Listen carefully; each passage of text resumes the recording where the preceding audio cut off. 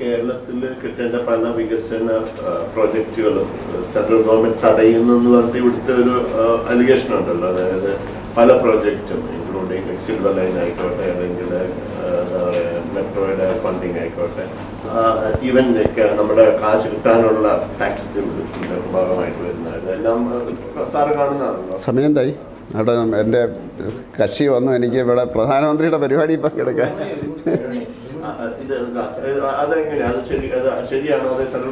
അല്ലെന്ന് ഈ റെയിൽവേയുടെതൊക്കെ റെയിൽവേ ബോർഡല്ലേ തീരുമാനിക്കുന്നത്.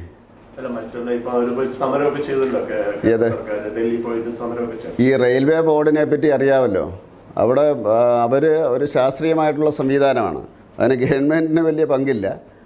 അവരാണ് തീരുമാനിക്കുന്നത്. ശാസ്ത്രീയമായിട്ട് അവരാണ് തീരുമാനിക്കുന്നത്. അവരെ ബോധ്യപ്പെടുത്തുക എന്നുള്ളതാണ് സ്റ്റേറ്റ് ഗവൺമെൻറ്റിൻ്റെ. അത് ബോധ്യപ്പെടുത്താൻ സാധിച്ചിട്ടില്ല.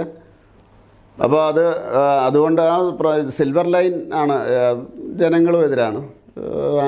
വേറെ ഉണ്ടല്ലോ, നമുക്കിവിടെ റെയിൽവേ ഒക്കെ ഉണ്ടല്ലോ. ഇത് നമ്മുടെ വന്ദേ ഭാരത് വന്നതോടുകൂടി ആ പ്രശ്നം പരിഹരിക്കപ്പെട്ടു. ബാക്കിയുള്ളത് എൻ്റെ വിഷയം എന്താ പറഞ്ഞാൽ ആദ്യം നടപ്പിലാക്കിയ കാര്യങ്ങൾ, അതിനുശേഷം ക്രെഡിറ്റിന് വേണ്ടി മത്സരിക്കാമെന്നാണ് തീരുമാനം. ആദ്യം കാര്യങ്ങൾ നടപ്പിലാക്കുക. ആദ്യം ക്രെഡിറ്റ് എടുക്കാൻ തുടങ്ങിയപ്പോഴാണല്ലോ ഈ പ്രശ്നം. അത് കേന്ദ്രത്തിന് വേണോ സംസ്ഥാനത്തിന് വേണോ. ഇപ്പോൾ നമ്മൾ പറയുന്നത് ആദ്യം നടപ്പിലാക്കുക. നടപ്പിലാക്കിയതിന് ശേഷം ക്രെഡിറ്റിന് വേണ്ടി ജനങ്ങൾ തീരുമാനിക്കട്ടെ ആരാ ചെയ്തതെന്നുള്ളത്. അല്ല, അതിന് കേന്ദ്രത്തിൻ്റെ പൈസ കൊടുക്കാമല്ലോ. കേന്ദ്രത്തിന് പൈസ ഉണ്ട്. സംസ്ഥാനത്തിൻ്റെത് അവർ നടപ്പിലാക്കാന്ന് പറഞ്ഞാൽ നടപ്പിലാക്കുന്ന സ്റ്റേറ്റ് അല്ലേ. എല്ലാത്തിലും ഇംപ്ലിമെൻ്റ് ചെയ്യുന്നത് സ്റ്റേറ്റാണ്. അത് നടപ്പിലാകട്ടെന്നേ. നമ്മൾ അല്ല, കേന്ദ്രത്തിൽ നിന്നുള്ള 60% എല്ലാത്തിനും കൊടുക്കുമല്ലോ. ഇവിടെ ഉണ്ടോ ഇല്ലയോ എന്നുള്ളത് അതിൻ്റെ ടെസ്റ്റാണിത്. നിങ്ങൾ നടപ്പിലാക്കിക്കോ. നടപ്പിലാക്കി കഴിഞ്ഞ് ക്രെഡിറ്റ് ആർക്കാണെന്നുള്ളത് നമുക്ക് തീരുമാനിക്കാവുന്നേ. അതൊക്കെ അവർ പറയുന്നുണ്ട്. അതിന് കണക്ക് കിട്ടിയാലേ അവിടെ നിന്ന് കൊടുക്കുകയുള്ളൂ. കിഫ്ബി 99 ഇവിടെ വന്നതാണ്. UDF ഗവൺമെന്റ് അടക്കം കിഫ്ബിയിൽ പൈസ എടുത്തിട്ടുള്ളതാണ്. അന്ന് നോക്കിയത് ഓഫ് ബഡ്ജറ്റ് ബോറോയിങ് ആണ്. അത് കഴിഞ്ഞ് വേഗം ഇതിനെ ബഡ്ജറ്റ് ബോറോയിങ്ങിനകത്ത് ഉൾപ്പെടുത്താൻ തുടങ്ങി. അതിന് നടപ്പിലുള്ള ഒരു നടപടിക്രമത്തിനെ മാറ്റിയപ്പോൾ അതിന് മുൻകാല പ്രാബല്യം കൊടുത്തു. അത് മറ്റെങ്ങും നടന്നിട്ടില്ല എന്നാണ് ഇവർ പറയുന്നത്. അതിനെക്കുറിച്ച് എന്താ അഭിപ്രായം? അല്ല, ഒരു കാലഘട്ടത്തിൽ ഇത് ഇൻ്റർനാഷണൽ ലെവലിൽ തന്നെ കടമെടുത്തിട്ട് ഇൻഫ്രാസ്ട്രക്ചർ ഡെവലപ്മെൻ്റ് എന്ന് പറയുന്നത് ഫ്ലോപ്പ്. അത് ചൈനയിലായിരുന്നു ആദ്യം. അതിന് നേരെ ഓപ്പോസിറ്റ് സംഭവിച്ചു. അവർ കുഴപ്പത്തിലായി. അതായത് അനാവശ്യമായിട്ടത് ചെയ്ത അവസരത്തിൽ ചൈന സാമ്പത്തികമായിട്ട് തകർന്നു. അപ്പോൾ ഇൻ്റർനാഷണൽ ലെവലിൽ തന്നെ അതിനെപ്പറ്റി റീതിങ്കിങ് വന്നു. എത്രയാകാം കടം, ഇനി ഇൻഫ്രാസ്ട്രക്ചറിന് വേണ്ടി എത്ര കടം എടുക്കാമെന്നായിരുന്നു അന്നത്തെ ചിന്ത. രണ്ടും ചൈനയിലാണ് സംഭവിച്ചു. അത് കഴിഞ്ഞപ്പം അതിന് ലിമിറ്റ് വന്നു. ലോകത്തുള്ള എല്ലാ രാജ്യങ്ങളും അതിന് ലിമിറ്റ് വരുത്തി.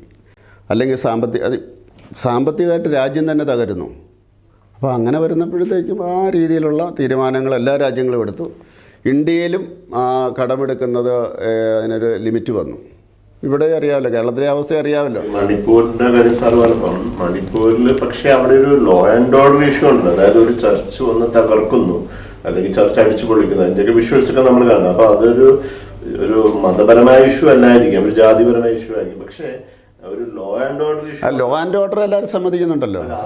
ഇപ്പം ആഭ്യന്തര വകുപ്പ് മന്ത്രി അതിനുവേണ്ടിയുള്ള ചർച്ച നടന്ന ഇതുപോലെ തന്നെ വേറെ ചർച്ച അല്ലാത്തതും തകർത്തിട്ടുണ്ട്.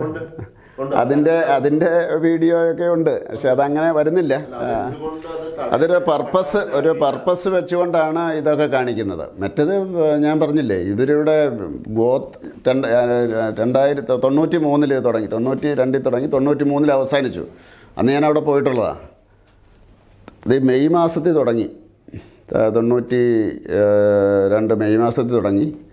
93 എനിക്ക് തോന്നുന്നത് സെപ്റ്റംബർ മാസം 13-ാം തീയതിയാണെന്ന് തോന്നുന്നു. ഈ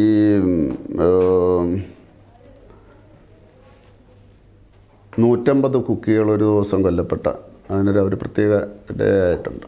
സെപ്റ്റംബറിലാണ് ആ കലാപം അന്നത്തെ തീരുന്നത്. അതുപോലെ തന്നെ 97 തുടങ്ങി 98 അതും ഇതുപോലെ തന്നെ 1.5 വർഷം കഴിഞ്ഞിട്ടാണ് തുടങ്ങുന്നത്. അത് ഗോത്രങ്ങളുടെ ഏറ്റുമുട്ടലാണ്. അവരാണത്, അവരുടെ ഒരു മാനസികാവസ്ഥയാണ്. അവരെപ്പറ്റി നമുക്കൊരു പട്ടാളത്തെ അല്ല, പട്ടാളത്തെ ആക്രമിക്കുമല്ലോ. ഈ പട്ടാളത്തെ ഈ വെടിവെച്ച് കൊല്ലുന്നതിന് ഇത് ഗോത്രവർഗമല്ലേ, അവരെ വെടിവെച്ച് കൊല്ലുന്നതിന് പരിമിതിയുണ്ട്. അവർ വെടിവെക്കുന്ന പട്ടാളത്തെയല്ലേ. പട്ടാളത്തിനും വളരെ സംയമനം പാലിച്ചില്ലെങ്കിൽ അത് സാധിക്കില്ല. അപ്പോൾ അത് അങ്ങനെയൊന്നും തീർക്കാൻ പറ്റുമോ ഒരു ജനവിഭാഗത്തെ? പട്ടാളം എന്ന് പറയുന്നത് ആരാന്നറിയാവോ? CRPFകാരാ. മറ്റവരിങ്ങനെ നിൽക്കുകയേ ഉള്ളൂ. ഓർക്കുന്നില്ലേ മൻമോഹൻ സിംഗിൻ്റെ കാലഘട്ടത്തിലും ആന്ധ്രയിലും ഒറീസയിലും പട്ടാളത്തിനോട് ഫോഴ്സിനോട് ഇറങ്ങാൻ പറഞ്ഞപ്പോഴും എന്താ ഫോഴ്സ് പറഞ്ഞത്? അതങ്ങയുടെ പണിയല്ല, അത് ഇന്ത്യൻ പൗരന്മാരാണെന്നാണ് പറഞ്ഞു അല്ലേ. നക്സലിനെ എതിർക്കാൻ വേണ്ടി ആർമിയോട് ഇറങ്ങാൻ പറഞ്ഞു. ആർമി പരസ്യമായിട്ട് പറഞ്ഞു ഇന്ത്യൻ പൗരന്മാരെ, ഇത് ഞങ്ങളുടെ പണിയല്ല, ഞങ്ങളെ ട്രെയിൻ ചെയ്തിരിക്കുന്നത് ശത്രുക്കളെ ഏൽപ്പിക്കാനാണ്. ഇത് ആർമി എന്നൊക്കെ പറയുന്നത് CRPF അങ്ങനെയുള്ളവരാണ്. മറ്റവരിങ്ങനെ നിൽക്കുകയേ ഉള്ളൂ. അവരെ വെടിവെക്കുകയാണെങ്കിൽ അവർ അങ്ങനെ തീർക്കാൻ പറ്റില്ല. കാരണം അത് ഈ ഏറ്റവും വലിയ ഉദാഹരണമാണ് ആന്ധ്രയും ഒറീസയിലും മൻമോഹൻ സിംഗിൻ്റെ കാലഘട്ടത്തിൽ ആർമിയോട് ഇറങ്ങാൻ പറഞ്ഞു, പരസ്യമായിട്ട് പറഞ്ഞു നമ്മുടെ പൗരന്മാരെ ഞങ്ങൾ വെടിവെക്കില്ലെന്നോ. അപ്പം അങ്ങനെ തീർക്കാൻ പറ്റില്ല. അത് അതിന് ഇൻ്റർനാഷണൽ നോംസൊക്കെ ഇല്ലേ. അത് ഞാൻ പറയാം, ഒരു പ്രധാനമന്ത്രി സ്റ്റേറ്റ്മെൻറ്റ് ഇറക്കിയുള്ളൂ ഇവിടെ ലഹളയുണ്ടായപ്പോൾ ഇന്ത്യയിൽ. ഭാഗൽപൂരിൽ ഇന്ദിരാഗാന്ധിയുടെ കാലഘട്ടത്തിൽ എത്ര ലഹളയുണ്ടാക്കി? ഒരക്ഷരം മിണ്ടിയിട്ടില്ല.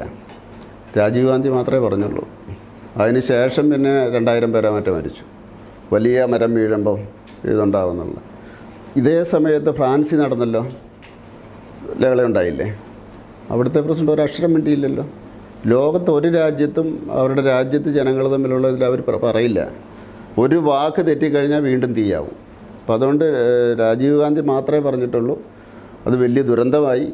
ഇപ്പോഴും സജ്ജൻ കുമാറും ടൈറ്റിലറും ഒരു കേസിൻ്റെ പുറകെ നടക്കുകയാണ്. അപ്പോൾ അതുകൊണ്ട് ഇൻ്റർനാഷണൽ ലെവലിൽ ഇപ്പോൾ ഒരു ഭരണാധികാരിയും സ്വന്തം പട്ടാളം പറഞ്ഞില്ലേ ഇത് ഞങ്ങളുടെ ജനങ്ങളാണ്, രണ്ടും അവരുടെ ജനമല്ലേ. അപ്പോൾ അതുകൊണ്ട് ഒരു പ്രധാനമന്ത്രിയും പറയാറില്ല. ബാക്കിയുള്ളവർ പറയും.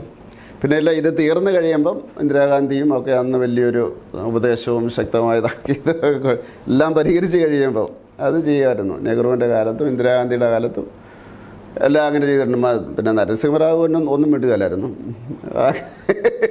പരിഹരിച്ചാലും ഇല്ല, ഇത് ഒന്നും മിണ്ടില്ലായിരുന്നു. അതുകൊണ്ടാണ് ആ ഒരു പ്രധാനമന്ത്രിയും പറയില്ല. ഒന്നാമത്തെ കാര്യം രാജീവ് ഗാന്ധിക്ക് ഇത് പറ്റിയതുകൊണ്ട്. അത് എനിക്ക് തോന്നുന്നത് അന്നത്തെ പരിചയമില്ലാത്തതുകൊണ്ടുള്ള ഒരു സംഭവമായിരിക്കണം. അത് അദ്ദേഹത്തിന് പറ്റിയതേ അത് വലിയ ദുരന്തമായിപ്പോയി.